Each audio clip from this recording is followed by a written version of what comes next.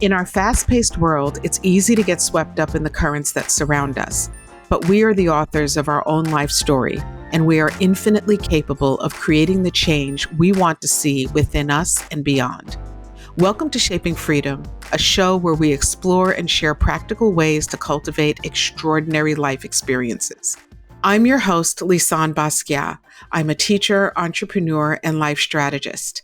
After a career as a corporate executive, I embarked on my own path of entrepreneurship and focused on the human and spirit connection. I come from generations of trailblazing entrepreneurs, artists, healers, and champions of human dignity. This week, I'm speaking with fashion designer and motivational coach Destinee Macklin, or Mack the Tailor. Her focus on custom tailoring applies not only to the clothes her clients wear, but also to the habits and thoughts that rule their day-to-day lives. In this episode, Destinee shares her story of how she went from being a detective in the Baltimore Police Department to a mentor and designer, and how her decision to keep moving is about much more than meets the eye. We'll also talk about how she turned tragedy into triumph, how we can transform the pain of our struggles into fuel, and what it means to raise a Black son in this world. Here is my conversation with Mack the Tailor.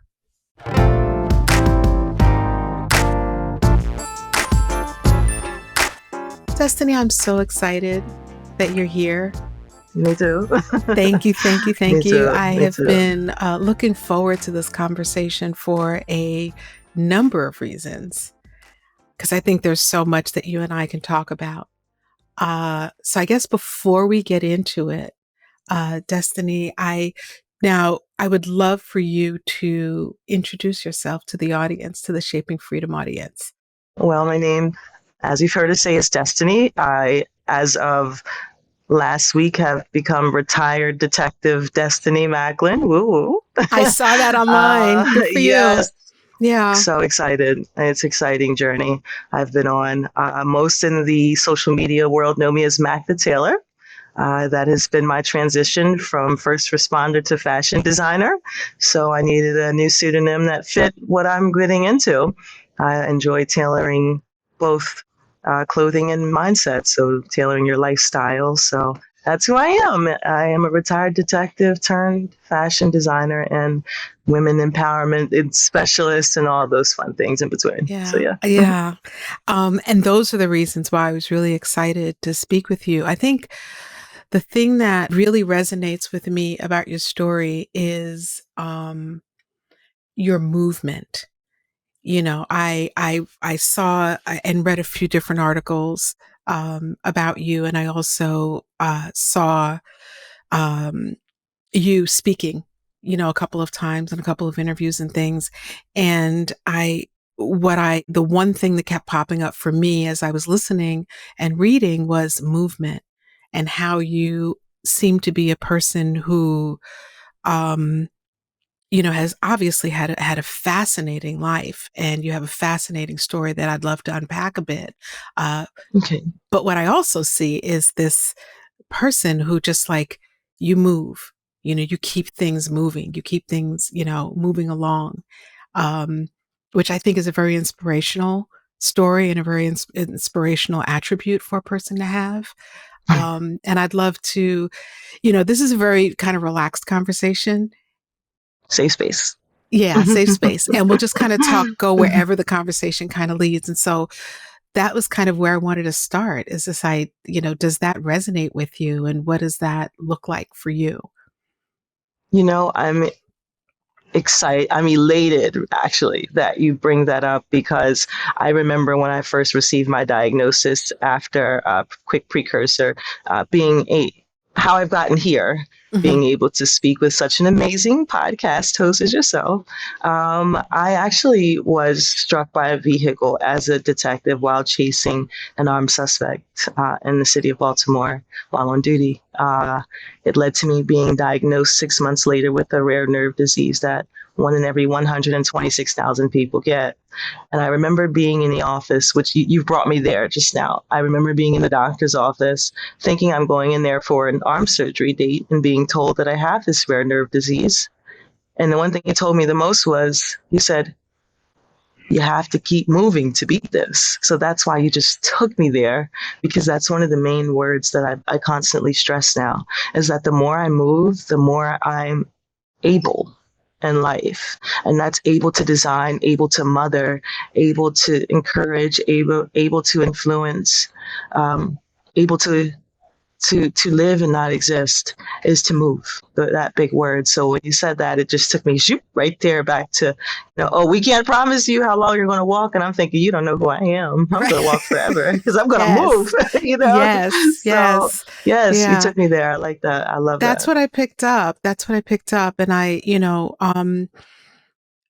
think that a lot of us, a lot of Black women are people who, like, things happen and we keep it moving. We keep it moving. And I think that as I was kind of reading your story, I also, and I don't want to miss this part of it, saw your references to how therapy and mental health are things that are important to you as well. And so I wanted to make sure, like, I want to talk about movement, and I want to talk about all these ways that you have taken, um, this is super cliche, but, like, lemons and made them into lemonade, or, or taking your No, trial, that's what it taking is. tragedy and turns it into triumph, and things that, Right. could have you, and I'm sure you've had your moments of, sadness around that. So this idea of just moving is a very important one, and one that a lot of us as Black women get. And it's the mental health part that I'd love to also talk about. And I'd love for us to get there as well. Like, how did you get there? Well, so I want to highlight something, that as a Black woman, our struggle produces our fuel to our fire. And we know that in one of those struggles I've had to witness on a weekly basis as a detective in the city of Baltimore, which is behind me, is being a detective and seeing Black women cry over their Black sons. I think that was the most um, powerful moments that I've hearing a mother's cry, right? It explains to me the struggle, and that struggle of being that Black woman in this society powers you, because instantly her life's changed in a way she's never imagined, and now this struggle is going to fuel her.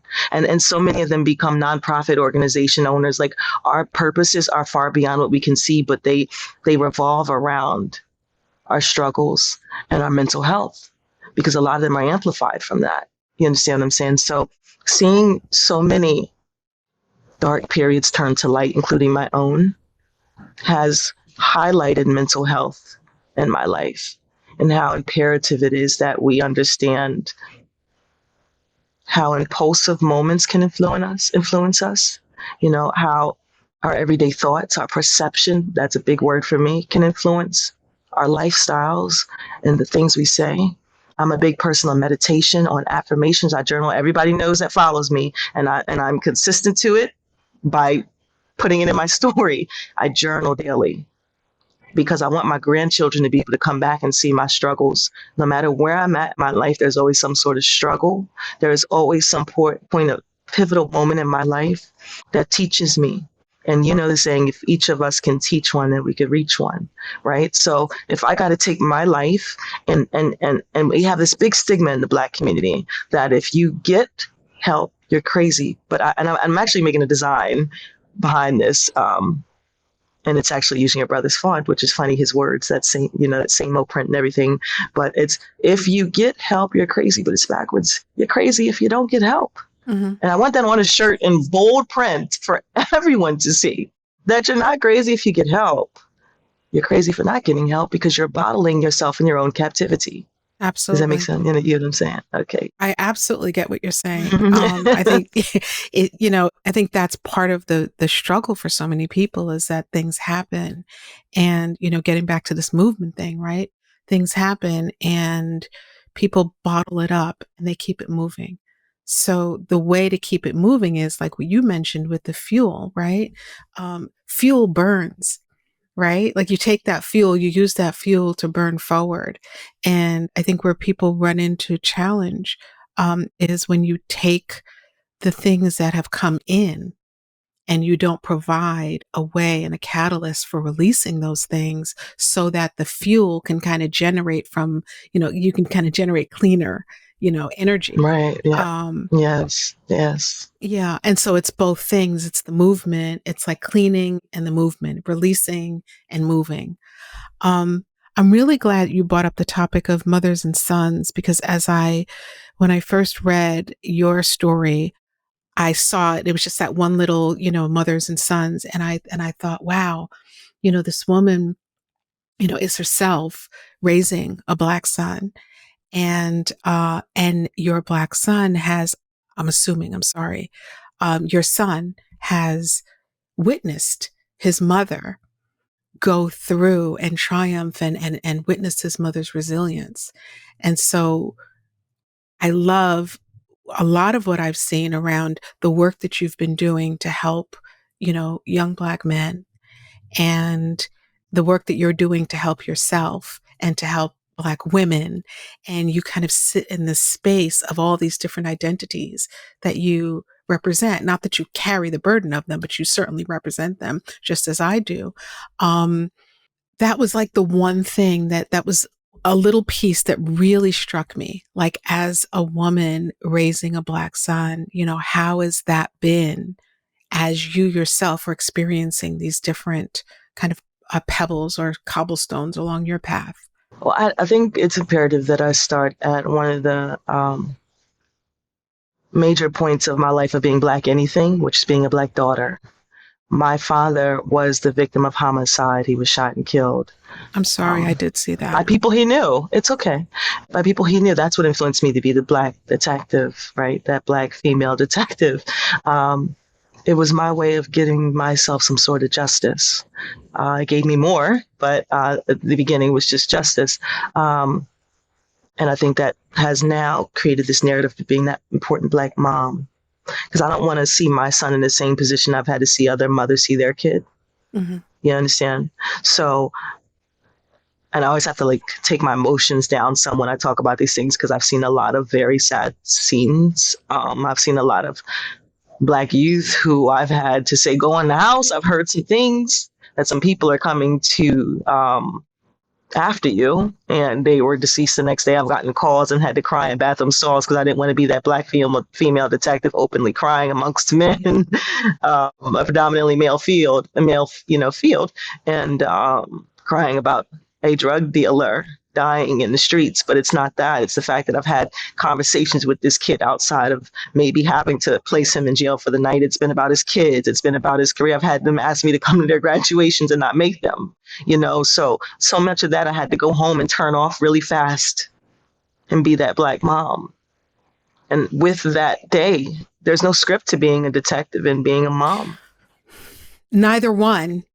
Right, Neither one. right. And, So and I'm imagine them not, both together. yeah. Yeah. That's, It's there's no hard. script to being a parent, right? Like, None. it's just like, here you go. You have this human being. This is your job, right? Right. There's no policy, no rules. I mean, there are some rules, some regulation, but for the most part, that's okay. For the most part, it's like you're just, you're taking, and it's, love that fuels you, and the work that you've done to heal and to release your own generational stuff that kind of moves us forward in that. I don't know a lot about, the experience of being in law enforcement while you're also doing the parenting. And I would imagine, that has to be a very difficult field to be in for the reasons that you mentioned, the things that you see, the things that you witness, and then to be a woman in that environment. I was a woman in a very white collar profession, and that was That's tough. another one. That's another one. It was really tough to be a woman, a woman in leadership and, financial services. So back in the day, so I can only imagine like your being in your field as a Black woman has to have been very difficult, kind of playing, living these different worlds. And I don't really know what the question is that I have, or the conversation that I want to drop into the space. But I do want to have a conversation about, our Black males, our Mhm. adolescent young Black males, as a Mhm. woman. I have a son, and the experience of being a mother to a young Black male in this society is a very unique one, for all the reasons, you know. Um, yeah, so I just wanted to kind of bring that into the space and see if we can, Favorite subject. Favorite subject. and Yeah. also like have some real talk for other Yeah. mothers, who Yeah. are just getting on that path, whose kids are like 8 or 9, because that's when, Oh yeah. everything's perfect. I remember when my son was like 8 or 9, I was like, what were they talking about? Oh, This this is good. is, It's a I piece got of cake. this. Mom of the year, right? And then a couple of years later, it's like, wait a minute, this Yeah. is Oh, overwhelming. There's a lot they happening. didn't tell me Yeah. this, right? They didn't tell me this part. Exactly. Exactly. What has being a mom taught you? Honestly, patience, if anything. Mm, But see, I'm not just a mom of my kid. I'm a mom of many. Whether it been at work or I assist a nonprofit, um, Aziza Peace called AP. We call it here in the city, and it not only tends to African American males and African American females, but also predominantly a lot of LGBTQ students. So they have a lot of, but I learn with the Black male youth the most. They have a lot of fitting in to do. And we have to remember that. I think we get so impatient sometimes and we do not realize the amount of roles that they have to fit in as a Black male, as a child. You got to, and then all of the cloud, I call it a cloud when I'm talking to my kids a lot, because there's a cloud of so much above them that they have to hear, see, and feel from.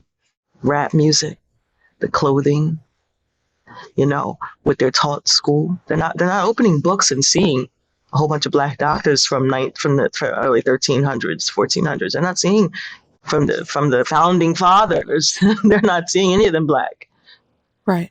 So all they have is what they see in front of them, and they're only given but a 10% portion of what they should really be taught.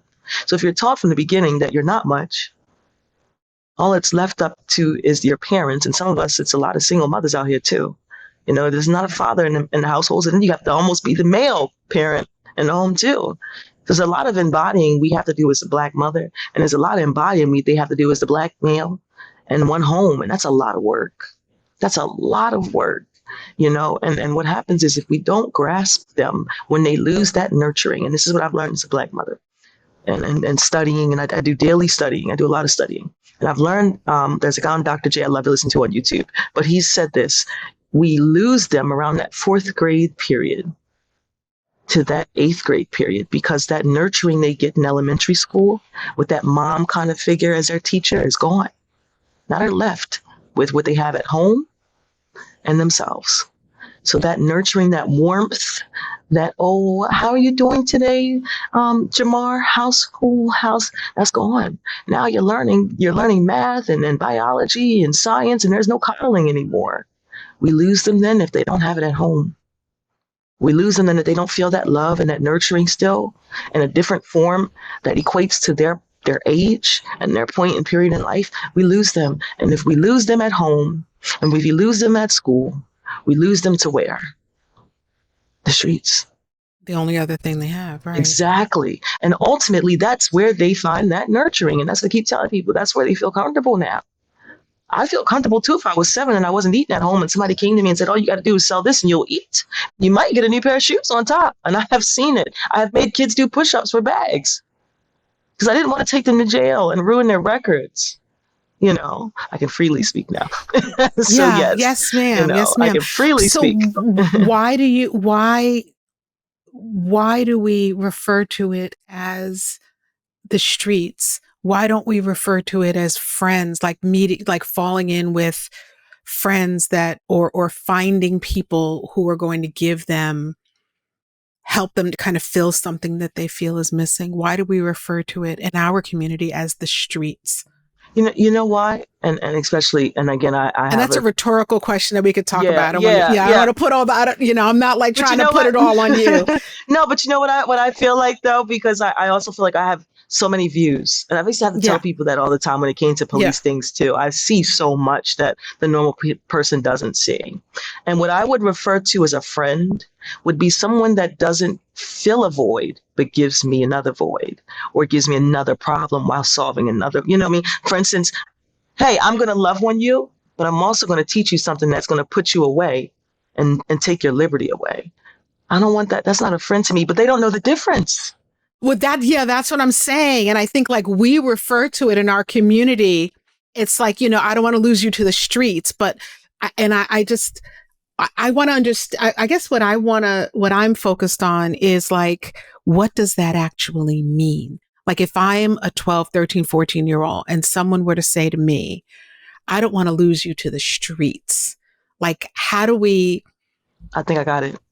Okay. You're picking my brain, and I love a good pick of the brain. You ready? Okay.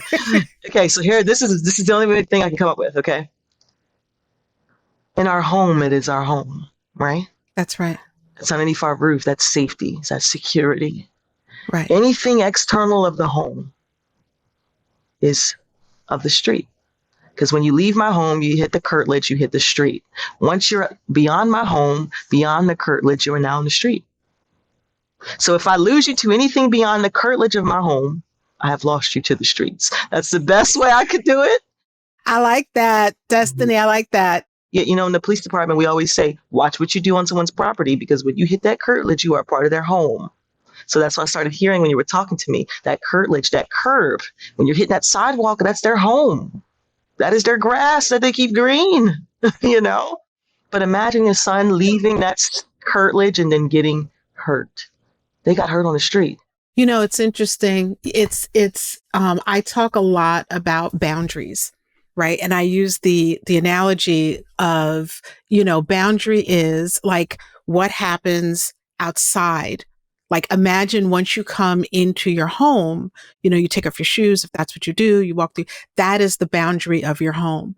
And when you set a boundary, what you're really doing is saying, this is what I'm going to allow inside and this is what's outside. Right. And so it's really about that boundary between home and what's outside of a person's home and how they kind of see those two things. And I think, and the only reason I'm saying that I'm really harping on this is because I think sometimes it's not always the streets, right? Like we can lose our kids. And I really want to talk about that too. Like, what does it mean to like lose your kid? What does that actually mean?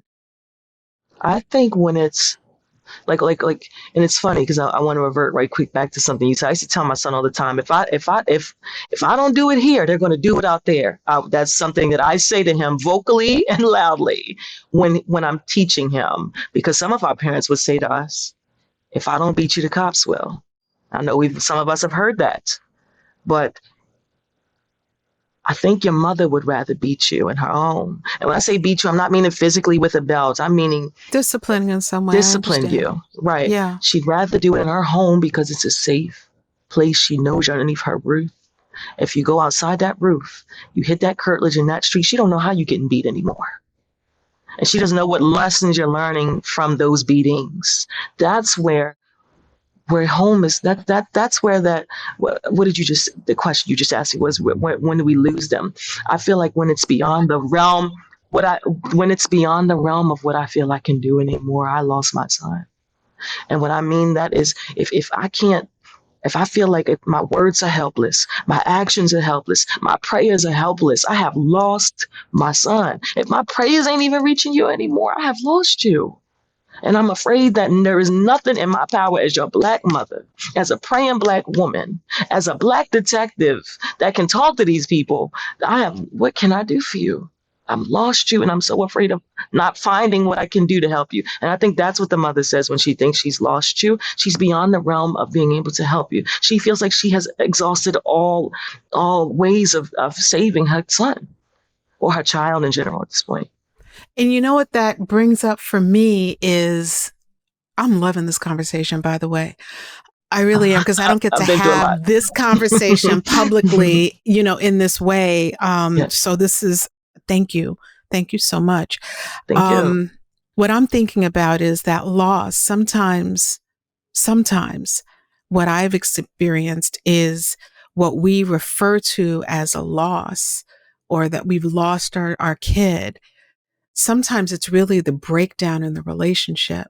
And I think we focus on, I'm losing you to, or some people focus on like, I'm losing you to the streets. When in fact, what we're really saying, and what I heard you saying just now, was how a woman or a mother would describe her losing her relationship with her child, where a relationship where that child respects and trusts that parent, trusts what that parent is saying. And then it becomes almost a competition between what the relationship that the parent and the child have with each other, and the relationship that the relationship that the child has with the parent, and the relationship that the child has with what we'll call the street outside of home.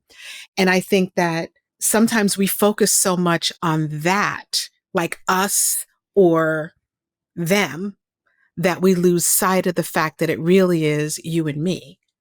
I just, you know what word popped in my head when you were talking to me? Authority. Because the mother feels the authority has shifted from her home to the streets. Right. So now she feels that the external beings out there, God knows who it may be or what they might represent, now has more authority than God, if that's whom they believe in, or to whom they believe in now has more authority. That when they feel like an external being that is not of religious belief, maybe, or herself, or anyone in that home that loves their child, the authority is shifted to an external being and of questionable character. Mm-hmm. Maybe that is too a loss. It's almost a death sometimes, because they don't come back. It's almost a death sometimes. And I've seen it. I've seen mothers tell me, I have lost my child and he's been gone forever. So he's already been dead to me. I have seriously met mothers who have said, he's been dead a long time ago. I knew I was going to lose him. I knew he was going to die out there. They've already mourned their child before they have to mourn their child. So it's so much deeper. And it is beyond, I do believe it is that complex, questionable, do I have control in here to save my kid anymore? Because if not, some of them are only led to one option, which is to begin mourning. And I've seen it. It is a painful experience that we have to endure. And that goes back to that fuel. Yeah. I think sometimes it's also the authority and the control that that person has for themselves. And I think that that's the battle sometimes, and here I'm talking specifically about, not the situation where the child isn't being cared for at home, but the situation where the child is, where they have people who love them and they have an environment that is safe at home. I'm speaking about that population specifically. And how sometimes the battle becomes really a battle of control, because it becomes like my will versus your will for your life as you're navigating this path through childhood toward adulthood, where I'm going to want you to be an adult and have authority. Eventually, the goal here is to give that child, or allow that baton pass to happen between childhood and adulthood. And I think that sometimes we get stuck at that point. Like it becomes almost like, we're locking horns with that person, with that young person, because it's like, I want you to do it my way. And that person is like, well, I got some ways too, that I want to do it. And it becomes this whole kind of battle of control, and, that doesn't always work out well, because ultimately it's about relationship. It's about the relationship that you're in with each other. Yeah, and I think it's painful, because what ends up happening is the mother, that's her way of loving on that kid sometimes, honestly, is by having that authoritative position. Absolutely. But that child's not going to see it that way. I've had times when my mom's like, it's going to hurt me more than it's hurting you. And I'm like, you're not telling the truth. But really, it was hurting my mama. It hurt. It was really hurting my mother, but I didn't believe her, because I'm like, no, it hurts me. But like, it's their way of loving. But as in that age and in that chapter of their lives, they don't see it that way. And what ends up happening is they drift apart, because the child sees it as you're selfish, and the mother sees it as you don't see that this is how I love you. And then they split up. Because the relationship Like what exists between There's that childhood trauma. what exists between you and another person, or me and another individual, is that relationship is the thing that's there between us. And sometimes, and I think we do this, I mean, that's not what this conversation is about, but I think we do this in other relationships too, sometimes, where we Oh, focus so much on the role and the title. You know, you're my child, I'm your mother, I'm your wife, I'm your daughter, I'm your granddaughter, you know, sister, whomever, friend. Yeah. And we focus so much on the role and the title that we lose sight of how powerful friendship. And I don't mean friendship like I'm your friend, I'm going to hang with you and do all the things. You know, I don't mean that kind of friendship, but the friendship between, I mean, the attributes of friendship, you know, trust, open communication, being able to hear just as much as we're able to, you know, speak, you know, all those kind of things. Yeah. Yes, I had to breathe on that one. That's because I have two adult children. I have two adult children now, and I have a son who is old as heck. And I remember those conversations, and I remember there was a time where I was just like, you just gotta, you know, hear me, but you know, and then it got to a point where I started to understand that I really needed to hear. And sometimes, and I don't even know why I'm going in this direction with this conversation. And, that's okay. That's the universe. Let it do what it's doing. Yeah. They will love it. They will love it. There were times where I also needed to hear. And there were some things I needed to hear that I didn't want to hear. Because I was like, but. Yeah, you know? I get that. My mother had me at 16 years old and my dad was 15, okay? So we're so close in age. And sometimes when I wanted to tell my mother something, it's still kind of hard because we have this relationship that's like sisters. And sometimes it's like, I need my mom, but it's so hard. Right. We're so close. I didn't see my mama grow up, you know? Right. So then it was times where she wants me to do it this way. And it's almost in the form of a sister sometimes, you know? So I'm just like, but I see it this way. And we want to be heard, you know? That's what it is. It's all relationship. It's you want to be heard. And then also it's like, who am I really? Like, do you know who I am really? You know that I'm your daughter.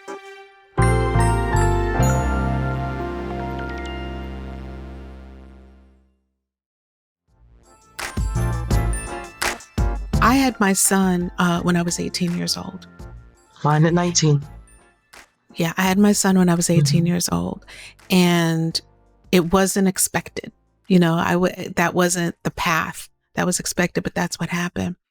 And so my son, who is now old sick, has seen and witnessed his mom, you know, for the number of years that he's on this planet. And, you know, my kids are 11 years apart. And there have been times where my son has said to, you know, his sister, my daughter, you don't, you know, I remember mom when blah, blah, blah, you know. And I think what happens is we have these kids, no matter what age we have them at, and we're raising them as we're also processing our own childhood experiences. That is so true. Oh my gosh, those childhood traumas, they will. I read a quote one time, and I think you would appreciate this quote. It says, some people spend their entire adulthood trying to get over their childhood. And that quote, I was like, that is so powerful because it is so true. There are people today who are probably in their 70s still fighting childhood traumas. Absolutely. What happened is they're so afraid. And here, this is me, everyone listening. But when I say this is me, I'm so afraid of him. I don't want it to be a generational curse, a generational circle, a generational moon, a generational crescent, nothing. I want that to be gone. But we have to remember that we can't be so hard on them. They're humans too. And they got to learn some things on their own. And it is not that it's being a generational anything. It is just sometimes that's the way the cookie crumbles, that they just happen to fall in the same situation that we fell in. And they'll get through it. because we love them and we teach them well, so. Absolutely. I remember once I was laughing at my father. My father passed away in 2008, but in 2013, excuse me. But I remember I was laughing because I saw a quote, and the quote said something like, the way to pay your kids back is to watch them have their own teenagers, or something. It was something, I'm paraphrasing. Oh, And I remember I was cracking up about that. And my father gave me a look like he did not think it was funny. And then then I realized in that the second part of it was, one of the things that we do a lot of times as parents is we step in and we attempt to, if we're not doing our work, if we're not releasing our own trauma, whatever those traumas are, if we're not healing up the places within ourselves that have been programmed in a way that is not in our best interest, what we wind up doing is we then approach our children and program them through the lens of what we've not fully processed. So, for example, if I was a child who, I don't know, if I was a child who saw people partying every Friday night, for example, I'm just trying to come up with an example. I don't have one. No, it's okay. But let's say I saw people partying every Friday night, and I'm going to come and talk to my kid, and I'm talking through the lens of partying every night. What I'm doing is almost not intentionally, but I'm dishonoring who that human being is. They didn't have that experience. Right. But all right, let's say I'm walking down the street, and at 5 years old, I trip over a crack in the street. And I trip over the crack and I fall and I bust my knees up, right? So then I'm walking with my own child years later, and I'm teaching this kid, watch out for those cracks because you don't want to bust up your knees. You're bust your knees up, right? And that's actually how we pass things from one generation to the other, versus clearing up my own plate, my own slate, so that I can then parent that person for who they are. And he might not trip over that crack. He might trip. He might not trip it off. He might be like, "Oh, mom, watch that crack." Without you having, he might get you first. Like, let him have his own experience in the world. And I think that's what we do. It's very hard. It's very hard. I've had to catch myself. I've said words out of my mouth. I was like, "What? Did that come out of me?" Like, hold on, wait a minute. I'm just parroting somebody said to me. I yelled at him the other day about something. We all yell as parents. And then I looked, I said, "But didn't you just do that 2 days ago?" I literally had to yell at myself too. Oh, well, you might about to be the pot calling the kettle black up in here. So I had to chastise myself because I yelled at him. I said, "You just did it 2 days ago. And you saying something to him, But it's just... Yeah. And then I'll go and I'll apologize. So that's one thing we do have to do as parents too. We don't apologize enough. If we're wrong, we're wrong. We're not being your child's friend, but we can say, "I'm sorry." Yeah. It doesn't mean that you're being the child's friend. It doesn't mean that the respect isn't there. It's just love. It's a love that we craved for sometimes, as maybe some of us didn't get. I want my son to be able to feel free to come to me and talk to me about anything when he gets older, especially as a Black male. Like my son had a disservice to him in his school, and he was searched inappropriately based off of being new to school and sitting next to someone he didn't know.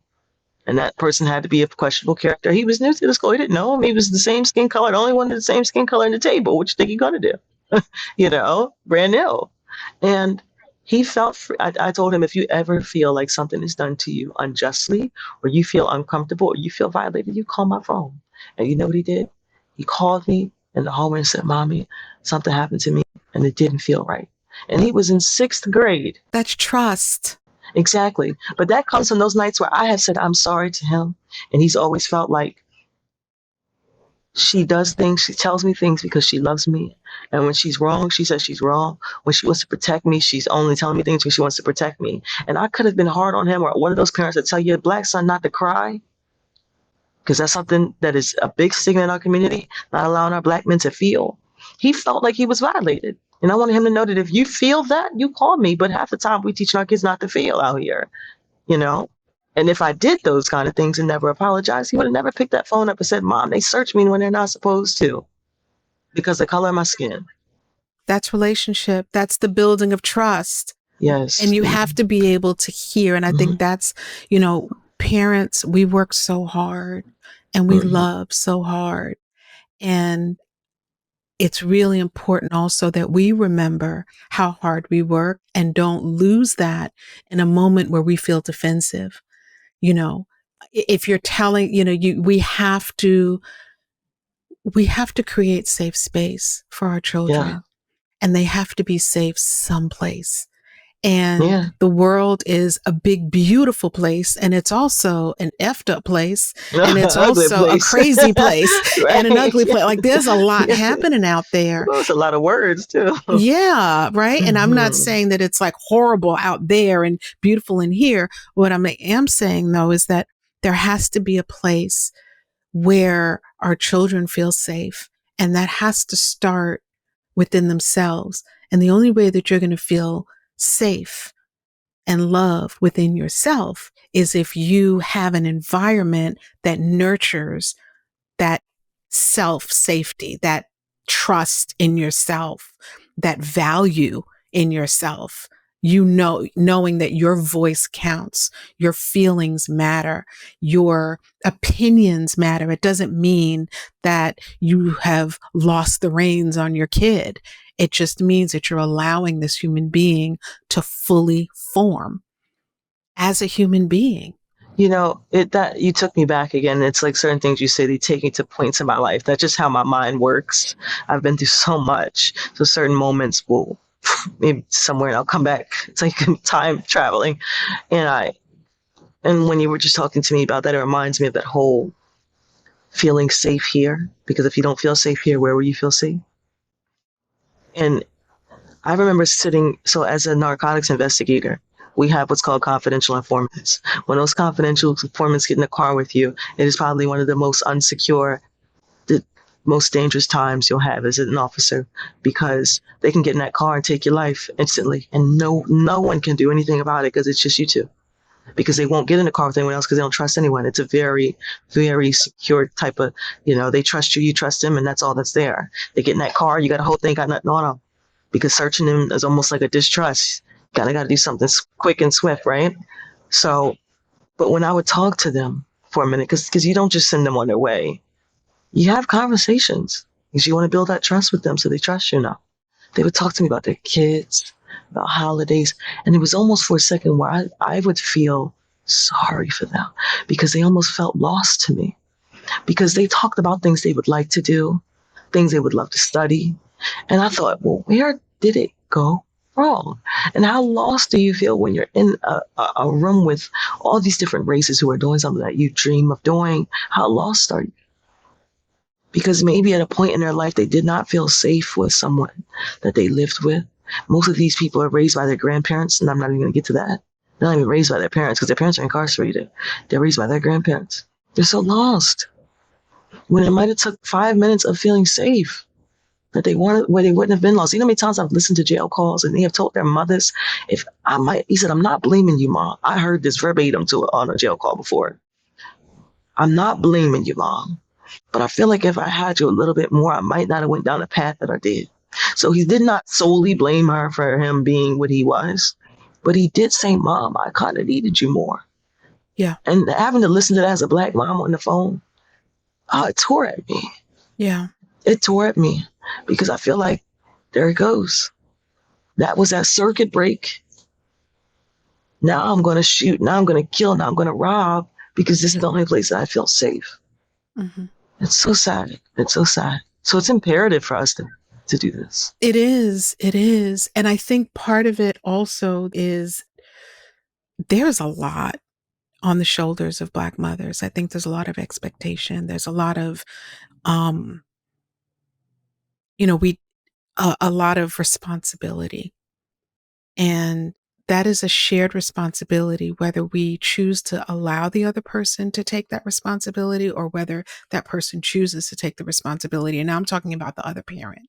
Um, sometimes the parents are parenting the parents too. Let's put that on there. That weight on the shoulder of a Black woman. If she's parenting her husband, it's hard to parent the son too. Absolutely. Or I think what happens a lot of times is that when you have a single parent, or when you are a single parent, you lose sight yourself of the boundaries that you have, right? Like we can only be a mother. I can only be a mother to my son and to my daughter, right? I can only be a grandmother to my grandchildren. That's it.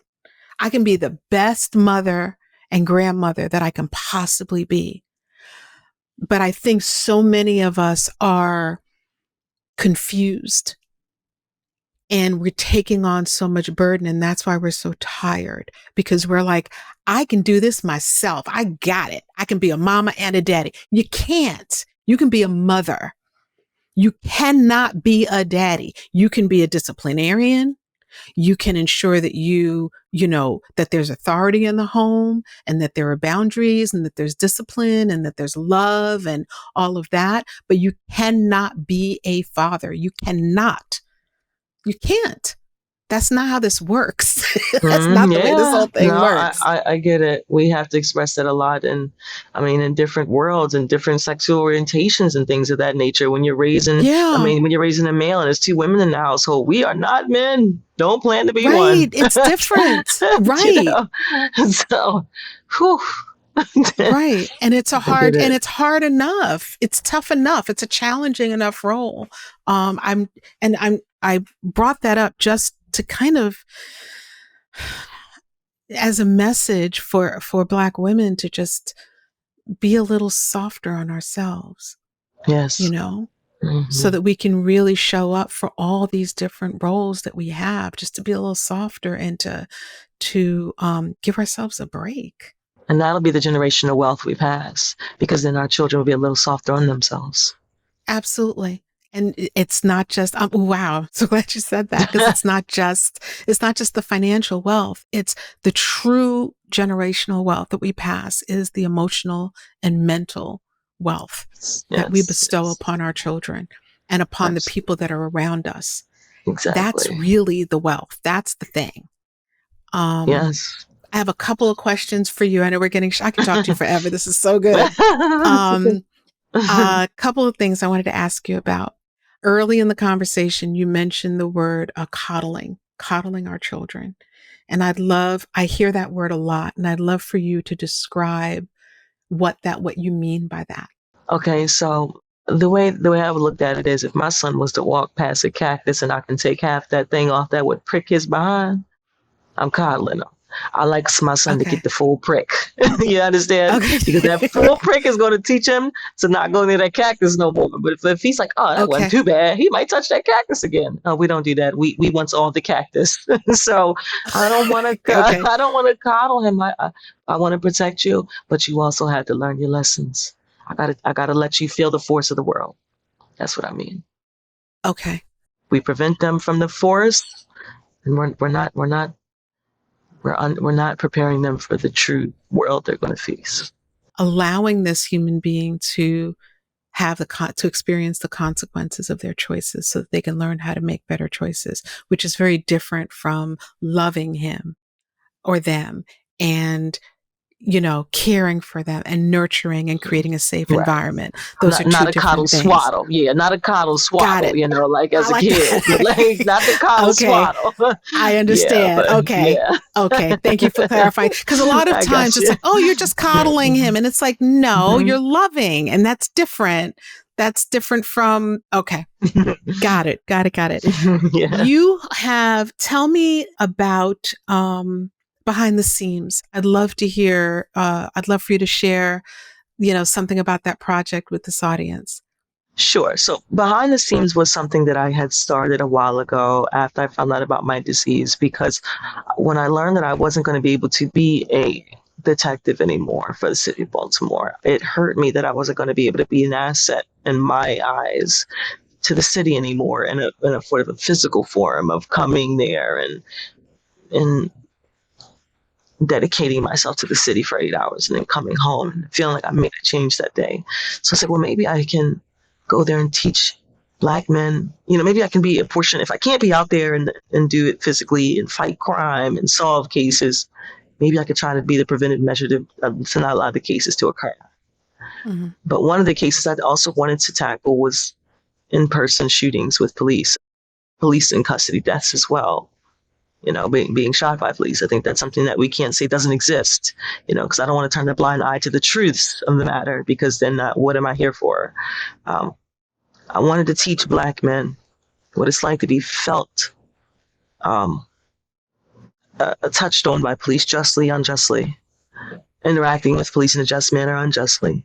I wanted to do the full spectrum. I didn't want to wash anything, because a lot of these programs they might do with these departments will be washed. And they'll give them like certain things they want them to know, and then the rest of it we can't tell them because, we're a police department. I can speak freely now. I can say whatever I want to say. I can teach them whatever I want to teach them, because I've seen the good, the bad, the ugly, the in between. So what I wanted to do was tailor. Again, I use the word tailor in so many forms. Tailor their mindsets, their thought process, so we can tailor their futures. And by that, one of the last classes we have, and I had to pause the program just a little bit till after retirement. It was a lot. But the last class we had, I asked them, I said, when police come to the rear of your car, why don't you roll your window down so you can hear what they're saying? And it's almost like they're like, we can do that? We're allowed to do that? They don't know what they can and can't do with police. And I think it's important for me as now a retired detective to tell them, you can ask questions. You have the greatest witness there. It's just a body on camera. Mm-hmm. If you don't feel like something's right, you can say, well, hey, what is your name? How do I know how do I identify you? They don't know these things, and it is important for us to teach them how to interact with police, so that way we're more prone to A, saving their lives, B, maybe some of them become police officers someday and want to pursue this line of field, this career path, or C, they just feel safer in the world in general, And then from there, we're also teaching them to feel safer with their thoughts and their own career paths they want to choose to go in. But we first have to make them feel safe as Black men. And that's in its totality. And that's what I wanted to create that program for, to tailor their mindsets as a Black man all the way around, not just with law enforcement. And then from there, we work on tailoring yourselves and your futures and then your external. But I always tell them, because a lot of them I like to give suits, but I'm not going to tailor your external to tailor your internal, because that doesn't make sense. That's like dressing up a bad car with a good paint job. You look good on the inside, but you're awful. I mean, look good on the outside, but that inside needs some work. So yeah, that's filter. So that's like the filters on social media. It's just like this should have came with like a brochure or a caution sign, because this was falsely advertised. Right, and I don't want them to be exactly. falsely advertised Black men. I want y'all to be the golden package that your ancestors have wanted y'all to be. So that's kind of. And now that I'm retiring and I've been able to get my health under control, because we've definitely had a roller coaster the last year or so. Has been a little bit rough, but I'm fighting something that's pretty debilitating, so they say. It is, but they have been my cure. Meeting these, I was just with them last night. We were shooting some footage for some photos and footage for a runway show we have with that nonprofit in March. And these are young Black men coming off the streets and walking the runway. I mean, the package, Lisane, the package, girl. We are building them like model cars. Like, they are beautiful when they have the right hands touching them. And that's what it is, because there's more behind the scene of the Black male than just what you see on the external. And that's the theme. How can people help and support that incredible cause? Okay, so now that I'm retired, you can email us at management@mackthetailour.com. We are getting plans in place to kind of revamp it now. Like I said, with we had a little bit of conflicts with the police department. I didn't want to risk anything with my retirement, because I was retiring, and they don't want you. I mean, I can say what I want now. They don't want you saying certain things and doing certain things with these Black men, because you might teach them something they don't want them to know. I'm going to, like I promised myself that after retiring, I'm going to say what I want. And some of the things I want to teach them, not everybody wants them to know. So now that I am free, I can spread my wings. You can email me, because I would love to get some things I'd like to tackle with them would be behavioral health. So if you're a specialist in behavioral health services, I would love that. Financial literacy is at the top of my list. If you have any expertise in that, I would love that. Resume writing, if you have any sort of history in resume writing and job applications, job readiness for preparing them for job applications and interviews. I would love that. And I think one that's most important right now is we are definitely having this transition in content creation and IT. IT is a big field for these kids to get into engineering. If you have any spare time to talk to these kids about the IT field too. That's something else I'd love them to get into. So if you have any, it's not about money all the time. Sometimes it's about donating some time to just talk to these kids. They just want someone to talk to them and know that they matter. So the other thing that I want to talk about, Destinee, is you went from, again, what is so fascinating about you as a human, from the little bit that I've witnessed, is you have had these experiences that could have taken you out mentally and emotionally, right? Any one of those situations would have been ample reason, for a person to say, okay, I'm checking myself out of, being fully alive and focused in my life. And what you've done is you found solutions and you have found ways to help and to support and to be of service, whether it was, in the police department as a detective or helping these young people. So you had these experiences and now you have decided to embark on your career as a designer. And so I'd love to hear more about that, about Mack the Tailor. Like, what is that? What is that about? Are you enjoying it? How is that going? Yes. Like to go from that to like such a creative project, Yes. I'd love to hear more about that. So I like the word tailor because in the tailoring field we craft things so much with our hands. We're in control of whatever you see, and I love that. Most use fashion as a way to get dressed and go look good at an event. I want to use it as a voice. We know Jean-Michel Basquiat was great at using his talent and his creations as a voice. As a voice. And I Yes. love it. I love it because sometimes I don't have the words, but I have the art. And that is my voice. And when I was told that I have this rare nerve disease, which is called complex regional pain syndrome, I want to put that out there because it's very rare. Would you explain to people a little bit about what that is? When I got hit by the truck, I was given a pain through my body, and my body can't compute to turn off anymore. So that's the best way I can put it. It's like a computer that's running the same virus, and no matter what you do, it won't stop. It just keeps running it. So my body keeps producing the same pain signals from the day of the injury, plus more. And it's telling my body that it doesn't function anymore. Although my body is there's nothing broken. Now I do have some things like a wing scapula. I have some wires to my skull. I was losing my legs, so I got 2 wires to the base of my skull, and I have a battery pack about this big in my waist, up to the right of my waist. And when I say this big, for those who are listening through podcast audio, about 3 inches by 3 inches, I would say there's a battery in my back. And pretty much I was getting random paralysis. So randomly, out of nowhere, I wasn't able to use a foot or a leg or an arm. And it would just droop. And I was like, what is going on? And it was so painful. And I was on crime scenes in around December. Mind you, I went home from my accident with nothing but like a hematoma. So we all thought I was getting better. I even went back to work and became a shooting detective because I refused to chase another drug dealer. I said, I'm done. I'm out. Y'all going to send me home or y'all going to use me somewhere else? And they said, well, we would love to have you as a shooting detective. Great. Love it. But I couldn't walk on my crime scenes. So it took about 12 MRIs, several detectives, and the Ravens orthopedics unit place thing. It was like, hey, because they thought I had like broken ribs. And they thought I had, something wrong with my arm and all this. They're like, something's not right. And it was so many different tests and poking me and prying me. And it's really hard to diagnose. And I cry my eyes out in that doctor's office when they were like, we don't know how long you can walk because it debilitates you and there's no cure. It's like cancer. But you're not something that doesn't kill you. You live with this for a long time. And they gave me a pamphlet with some things that you could do, and sewing was on there. And then that's how I got into it.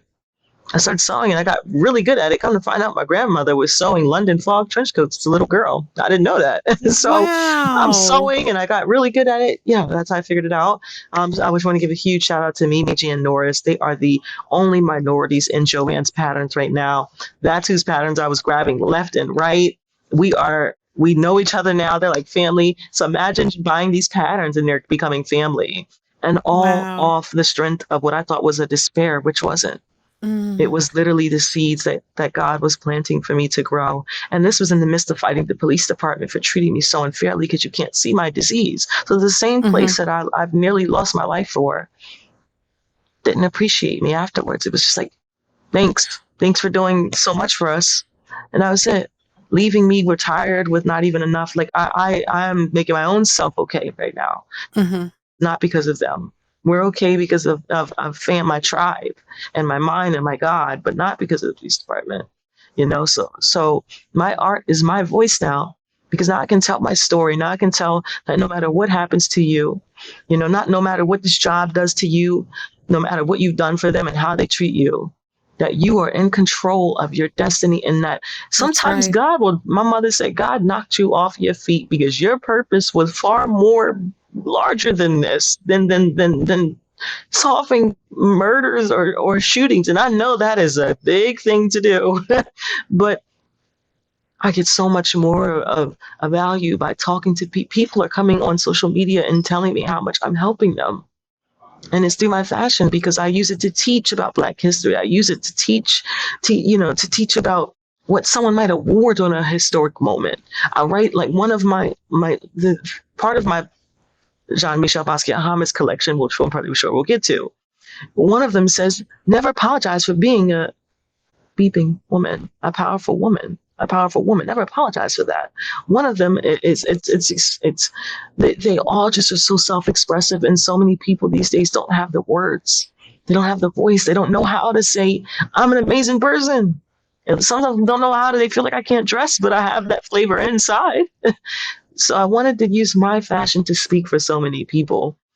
And it came from what my darkest time in my life. And if I can leave anybody with this on your platform, almost dying showed me how to live. And my darkest point in my life gave me a light. And I exude that through every single thing I sew by hand, because these are the same hands that my doctors have fought for me to have.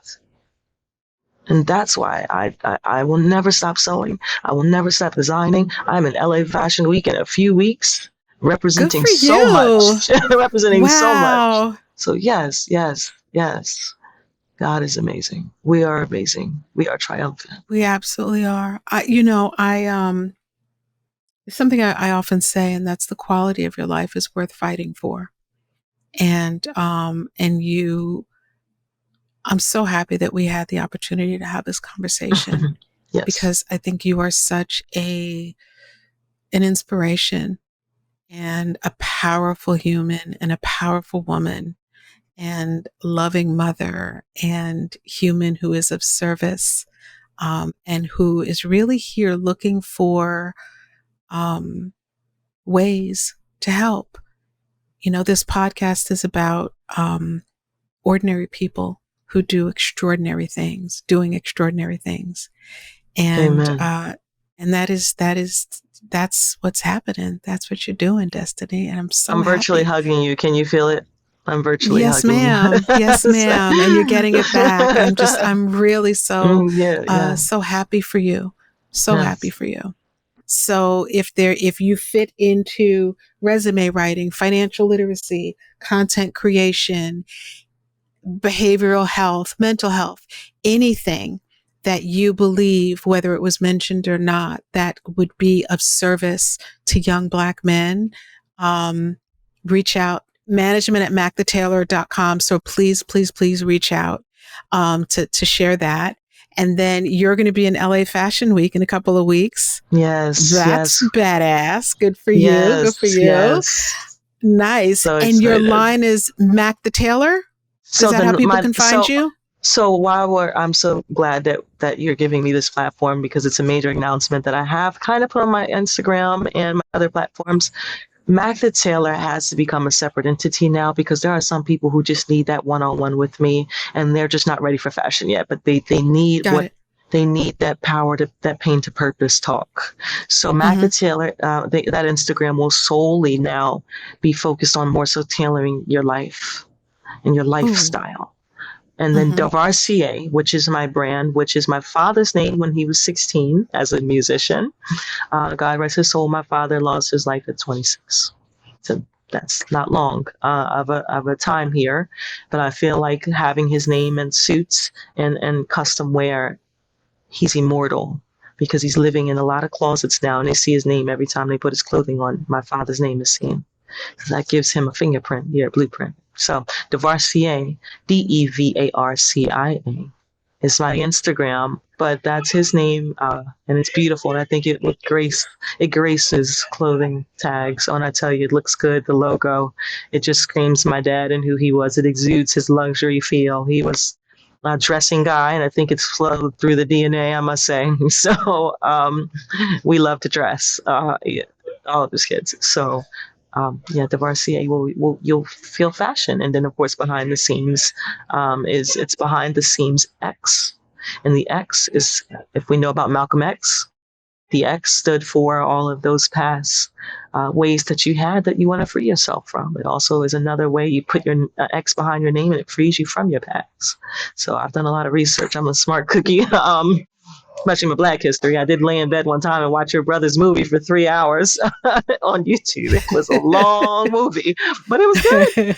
But that's me. I like to learn. And when I want to learn about someone or something, I digest it to its fullest capacity. So I know what I'm talking about. And now I get to teach the kids about your brother. And then they see the line that I have that resembles him. I mean, I have some of his sayings, some of his markings. And I went on Google and I said, Jean-Michel Basquiat font, handwriting, something that I could use. And then it came up. And now everything I type is as if he wrote it. I was like, oh my gosh, this is great.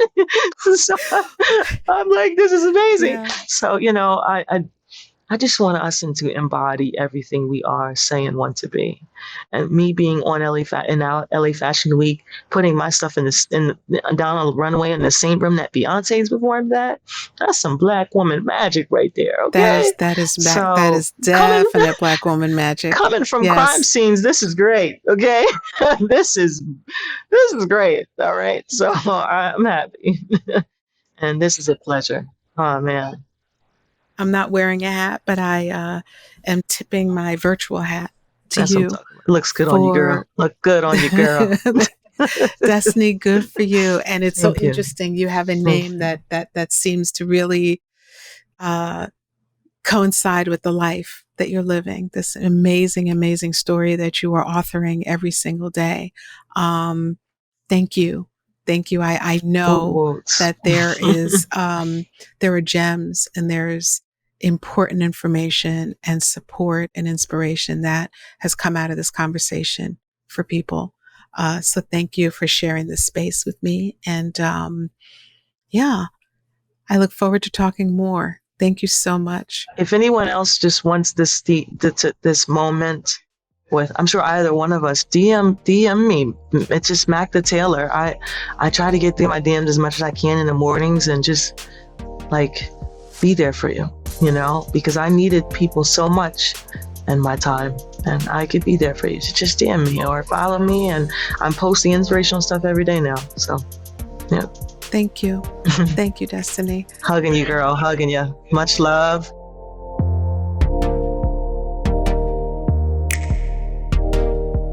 Destinee, thank you so much for talking with me. If you're inspired by her story and want to see the beautiful clothes that she makes, I'll have a link to her Instagram in the show notes. We are all capable of the same resilience and courage that Mack the Tailor has described. And I hope you're ready to use all the experiences in your life, both painful and uplifting, to fuel your fire. Thank you so much for listening.